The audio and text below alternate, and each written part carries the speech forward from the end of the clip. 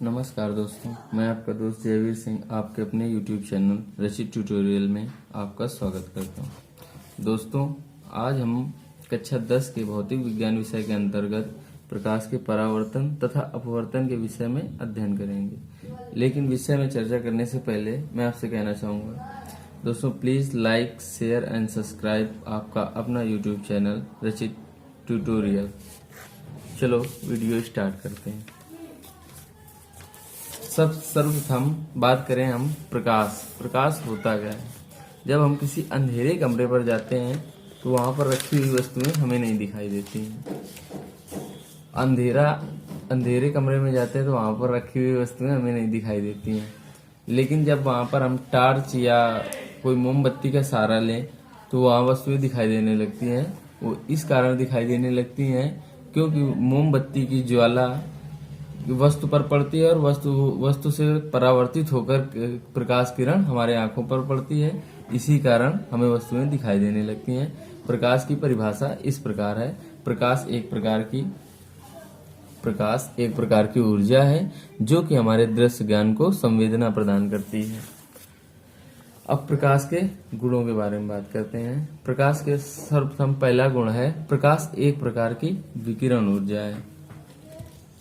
विकिरण ऊर्जा इस प्रकार है क्योंकि जहां पर प्रकाश होता है वहां पर हमें ऊष्मा का अनुभव होता है। इसी कारण प्रकाश एक प्रकार की ऊर्जा है। प्रकाश का दूसरा गुण है, प्रकाश एक सीधी रेखा में संचरित होता है। प्रकाश सीधी रेखा में संचरित होता है। अब बात करते हैं प्रकाश के अगले गुण के बारे में। प्रकाश विद्युत चुंबकीय तरंग के रूप में चलता है जिसकी तरंग दैर्घ्य 3900 एंगस्ट्रॉम से 7800 एंगस्ट्रॉम तक होती है और 1 एंगस्ट्रॉम 10⁻⁻10 मीटर के बराबर होता है। प्रकाश की तरंग दैर्घ्य और विद्युत चुंबकीय तरंग दैर्घ्य बराबर होती हैं। इसी कारण प्रकाश विद्युत चुंबकीय तरंगों के रूप में चलता है। प्रकाश का चौथा गुण है, प्रकाश अपारदर्शी माध्यमों में तीक्ष्ण छाया बनाता है। जैसे हमारे शरीर की प्रकाश पड़ने पर उसकी एक परछाई बनती है, इसी को तीक्ष्ण छाया कहा जाता है। इसी पर प्रकाश अपारदर्शी माध्यमों में तीक्ष्ण छाया बनाता है।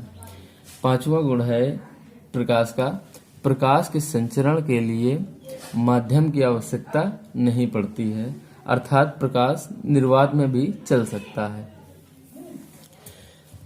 प्रकाश के अगले गुण की बात करते हैं। निर्वात में प्रकाश की चाल 3×10⁸ मीटर प्रति सेकंड 10⁸ मीटर प्रति सेकंड होती है। यही प्रकाश की सर्वाधिक चाल भी होती है।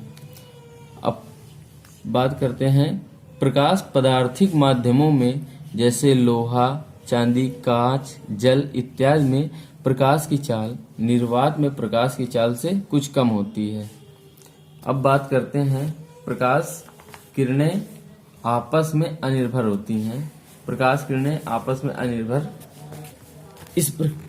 इस प्रकार होती हैं जैसे दो स्रोत प्रकाश के ले लिए जाएं, S1 व S2। इन प्रकाश स्रोतों से एक H छिद्र से प्रकाश निकाला जाए जो कि किसी पर्दे पर दो प्रतिबिंब L1 व L2 बनाए। प्रतिबिंब या धब्बे कहें, दोनों एक ही बात है।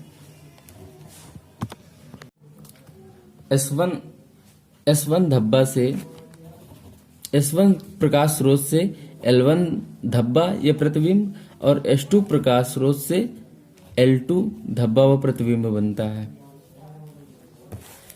यदि S1 प्रकाश स्रोत को बंद कर दिया जाए, यदि ये प्रकाश स्रोत प्रकाश देना बंद कर दे तो S2 से जो छिद्र से प्रकाश जा रहा है, L2 जो धब्बा बना रहा है, इसकी स्थिति, आकार व तीव्रता पर कोई प्रभाव नहीं पड़ेगा। स्थिति, आकार व तीव्रता में कोई प्रभाव नहीं पड़ेगा।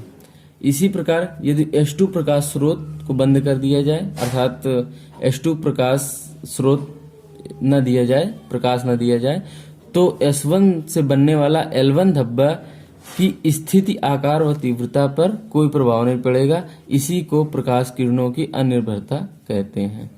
अब बात करते हैं प्रकाश के अगले गुण के बारे में। प्रकाश किरणें उत्क्रमणीय होती हैं। इसके बारे में हम प्रकाश के परावर्तन के बारे जब चर्चा करेंगे तब बताएंगे। अब बात करते हैं प्रकाश का परावर्तन। प्रकाश का परावर्तन क्या होता है? जब प्रकाश किसी पॉलिशदार व चिकने तल पर गिरता है तो उसका अधिकांश भाग उसी माध्यम में वापस लौट जाता है। इस वापस लौटने की प्रक्रिया को ही प्रकाश का परावर्तन कहते हैं। जैसा कि चित्र में बना हुआ है, यह एक पॉलिशदार तल है। यह प्रकाश किरण आकर गिरी और यहीं से इसी माध्यम में वापस लौट गई। जो किरण आकर गिरी उसे आपतित किरण तथा जो वापस लौट गई उसे परावर्तित किरण कहते हैं। आपतित किरण और परावर्तित किरण के बीच में एक अभिलंब खींच दिया गया जो कि चिकने तल के लंबवत होता है, इसी कारण इसे अभिलंब कहा जाता है। और अभिलंब और आपतित किरण के बीच के कोण को आपतन कोण, अभिलंब तथा परावर्तित किरण के बीच के कोण को परावर्तन कोण कहा जाता है। प्रकाश के गुण में बताया गया था कि प्रकाश किरणें उत्क्रमणीय होती हैं। तो उत्क्रमणीय इस प्रकार होती हैं, जो आपतित किरण है और जो परावर्तित किरण है, अगर ये दोनों आपस में बदल जाएं, परावर्तित किरण आपतित किरण हो जाए और आपतित किरण परावर्तित किरण हो जाए, तो इनके दोनों के कोण में कोई परिवर्तन नहीं होगा। इसी कारण प्रकाश किरणें उत्क्रमणीय होती हैं। परावर्तन के नियम बात करते हैं। परावर्तन के दो नियम हैं। पहला नियम, आपतित किरण आपतन बिंदु पर अभिलंब तथा परावर्तित किरण तीनों एक ही तल में होते हैं। आपतित किरण और अभिलंब और परावर्तित किरण तीनों एक ही तल में होते हैं, अर्थात चिकने पॉलिशदार तल में होते हैं। दूसरा नियम है, आपतन कोण व परावर्तन कोण दोनों सदैव बराबर रहते हैं। चलो दोस्तों, अब बात करते हैं प्रतिबिंब। प्रतिबिंब क्या होता है? जब दो या दो से अधिक परावर्तित किरणें जिस बिंदु पर प्रतिच्छेदित होती हैं या प्रतीत होती हैं, वहां पर प्रतिबिंब बनता है। इसको चित्र के माध्यम से समझते हैं। ये कोई दर्पण ले लें, अवतल दर्पण ले या उत्तल दर्पण। हम लोग अवतल दर्पण लेते हैं। ये एक अवतल दर्पण है जिसके बाहरी पृष्ठ पर पॉलिश और दबा हुआ पृष्ठ परावर्तक पृष्ठ कहलाता है। ये मुख्य अक्ष हो गया, यहाँ पर मुख्य फोकस हो गया, ये वक्रता केंद्र हो गया। ये हम बाद में इस विषय के बारे में चर्चा करेंगे कि वक्रता केंद्र और फोकस और क्या होता है। और ये ध्रुव हो गया P। अब यहाँ पर एक कोई वस्तु रखी है, इसका प्रतिबिंब कैसे बनेगा? जब मुख्य अक्ष के समांतर कोई रेखा जाती है तो वह मुख्य फोकस से परावर्तित होकर मुख्य फोकस से निकलती हुई प्रतीत होती है, तथा दूसरी किरण वक्रता केंद्र से होकर जाएगी जो उसी मार्ग में वापस लौट जाएगी। ये चिन्ह परिपाटी के नियम में हम आपको आगे बताएंगे, अभी आप प्रतिबिंब समझिए। तो यहाँ पर दो प्रतिच्छेदित, परिभाषा में देखिए, जिस बिंदु पर प्रतिच्छेदित रेखाएं मिलती हैं या मिलती प्रतीत होती हैं, यहाँ पर वास्तव में मिलती हुई प्रतीत हो रहे हैं, इसलिए यहाँ पर इसका प्रतिबिंब यहाँ पर बन जाएगा। एक रेखा मुख्य अक्ष के समांतर गई जो मुख्य फोकस से परावर्तित होकर मुख्य फोकस से निकल गई, और एक रेखा वक्रता केंद्र से गई और उसी मार्ग से वापस लौट गई। ये सब हम लोग चिन्ह परिपाटी के नियम में आपको आगे बताएंगे। अब बात करते हैं प्रतिबिंब। प्रतिबिंब कितने प्रकार के होते हैं? प्रतिबिंब दो प्रकार के होते हैं, वास्तविक प्रतिबिंब, आभासी प्रतिबिंब। वास्तविक प्रतिबिंब क्या होते हैं समझते हैं।